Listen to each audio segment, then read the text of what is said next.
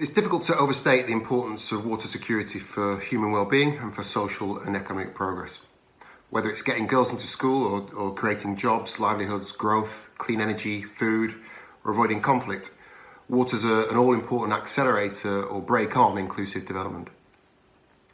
The pandemic has dramatically reminded us of the importance of water supply, sanitation and hygiene for disease control, and water's roles in the biodiversity crisis and the climate emergency, particularly on droughts and floods, give water security central billing within the global priorities of our age. Now, I have no doubt that we face a global water crisis.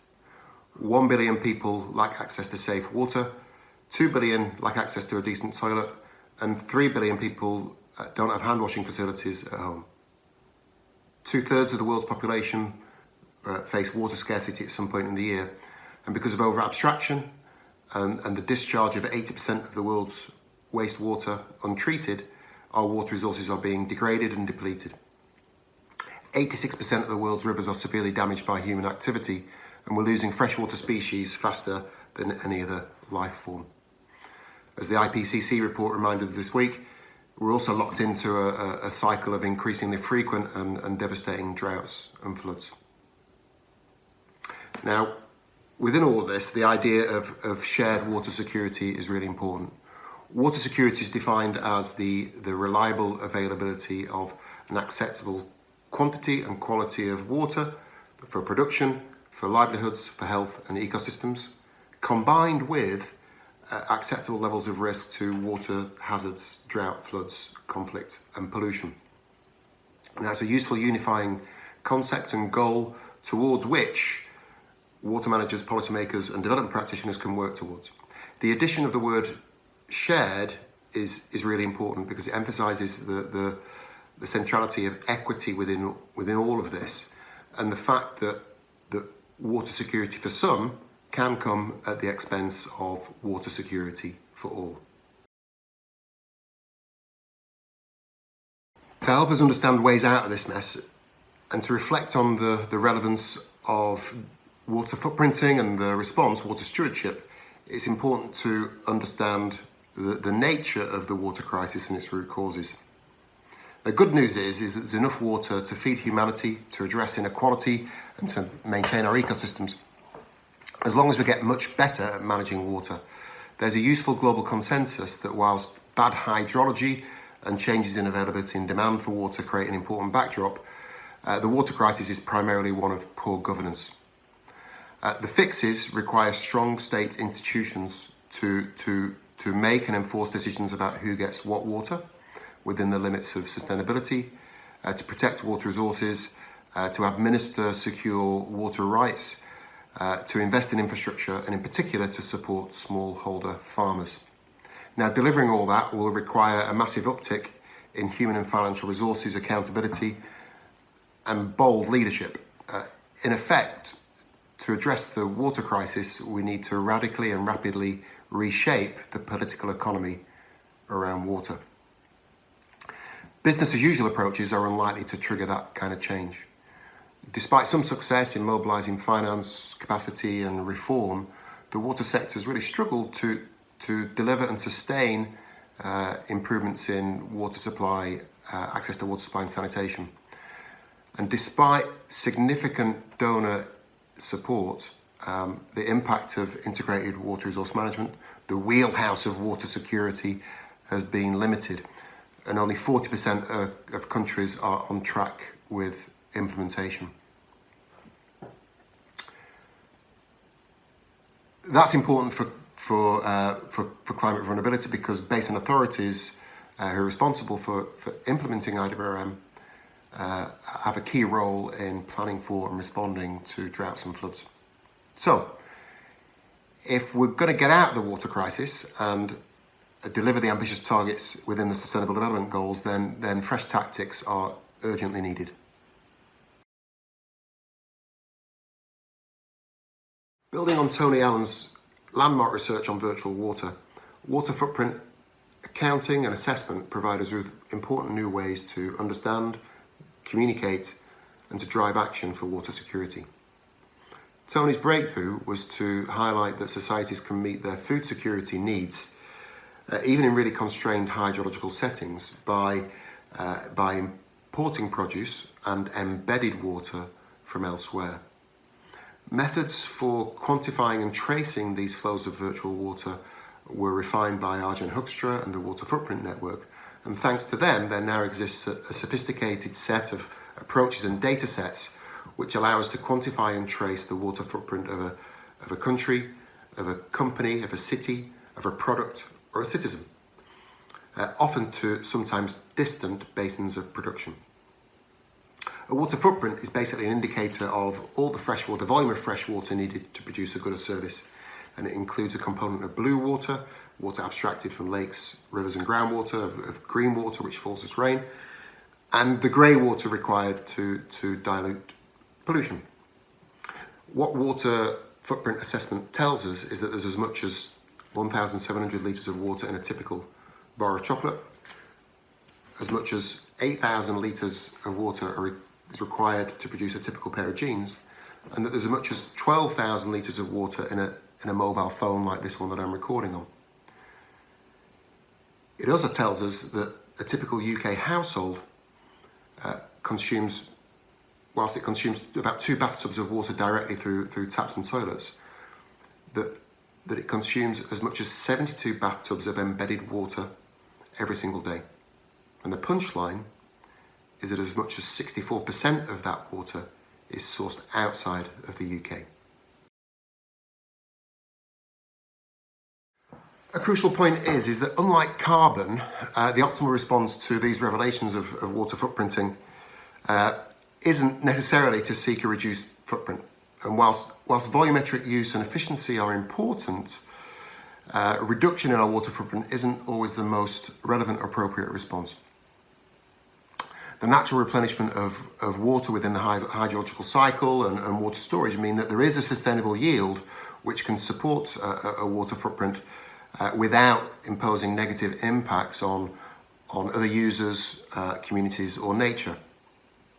In fact, an unquestioning zeal for reduced water footprints and the internalisation of all our water needs could be damaging.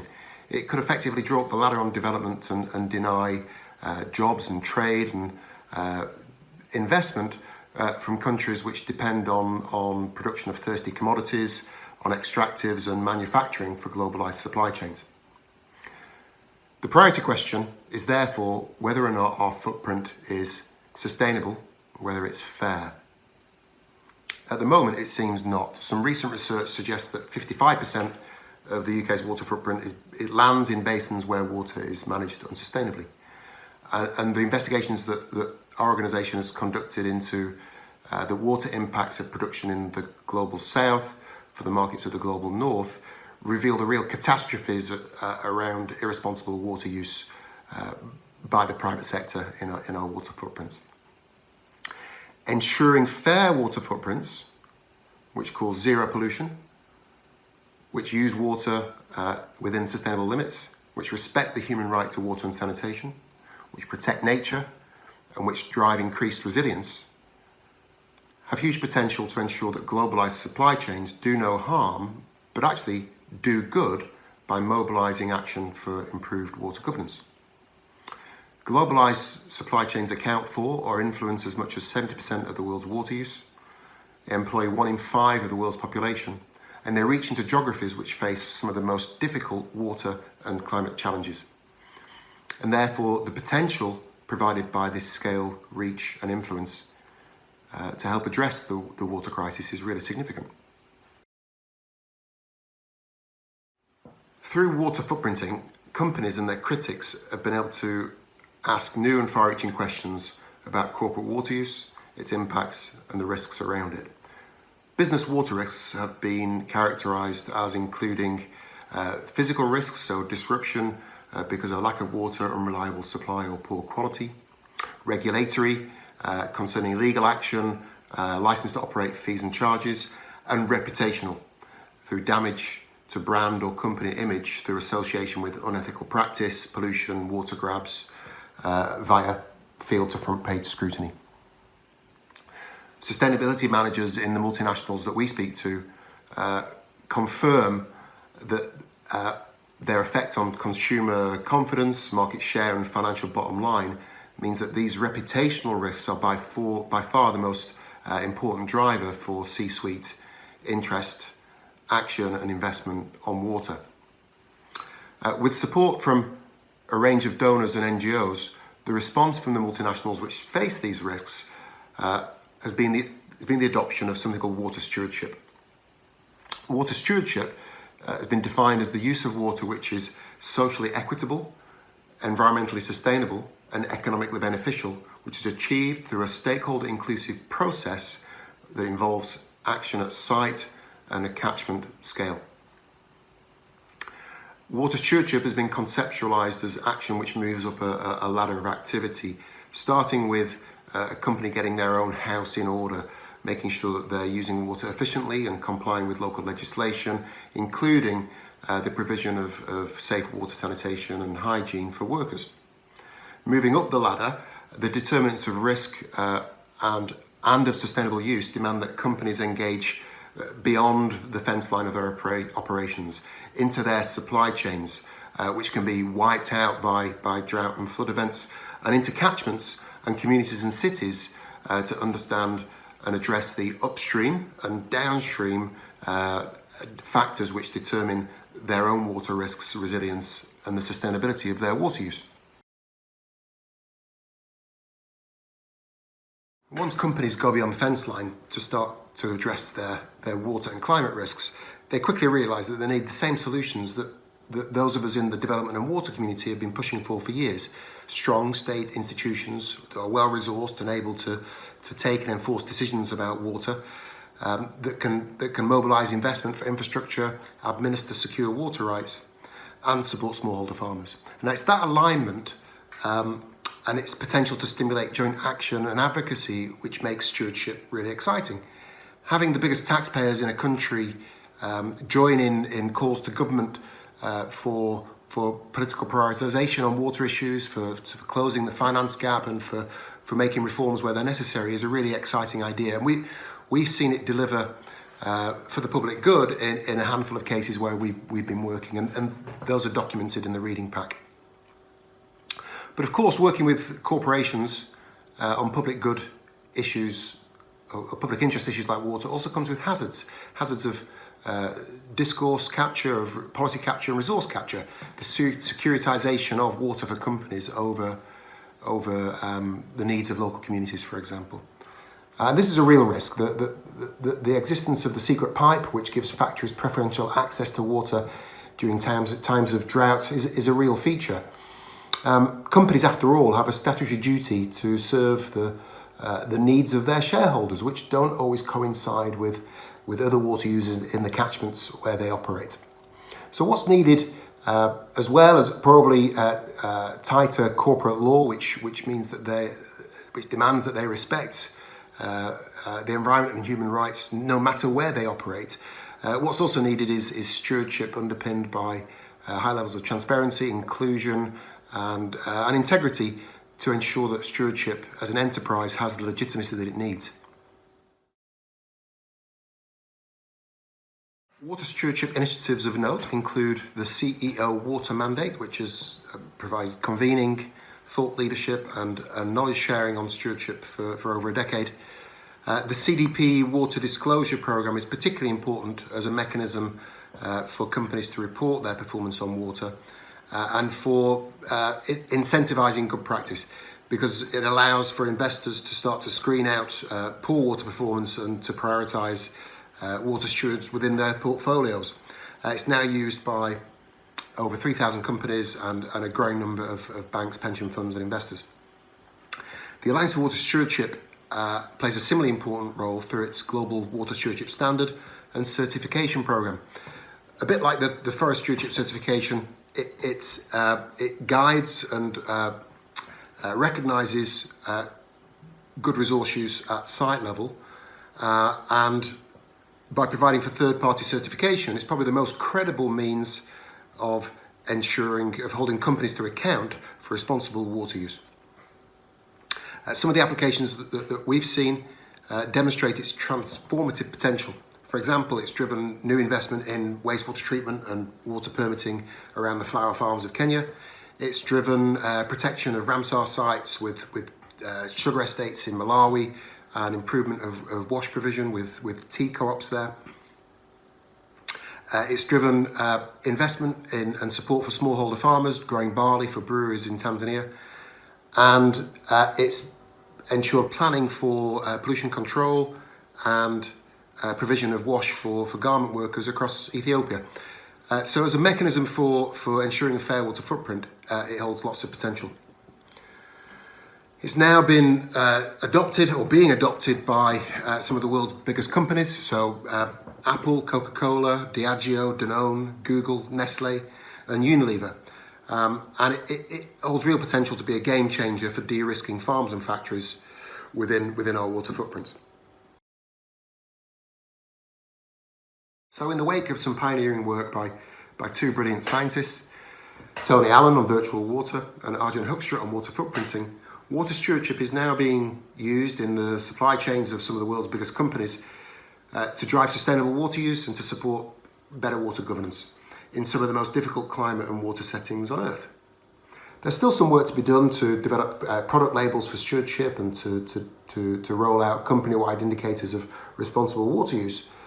But largely, the tools that we need to ensure sustainable and fair water footprints are at hand. They can provide, they can drive compliance with water law and environmental law in places where effective environmental enforcement is a distant fantasy.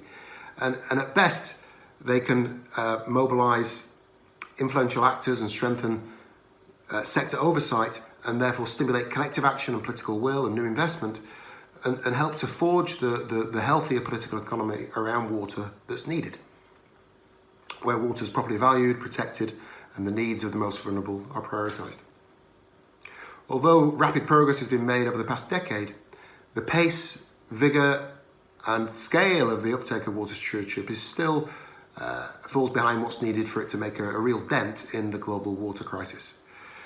And to accelerate uptake and make water stewardship and fair water footprints the business norm, a few priorities need to be acted upon. First is to enable the civil society and the media to fully play their role in all of this as a driver of corporate action on water. We know that that's really important, but at the moment the resources available and in some places the freedoms to do that are really limited, and that needs to be addressed. Secondly is the really important role to be played by governments in both producer and consumer countries of virtual water. There's lots that can be done there to strengthen the enabling environment for water stewardship. For example, in due diligence legislation and mandatory reporting, modified trade agreements, pre-qualification for investment and export licensing, and for following the virtual water trade with technical assistance and support investment for managing water risks.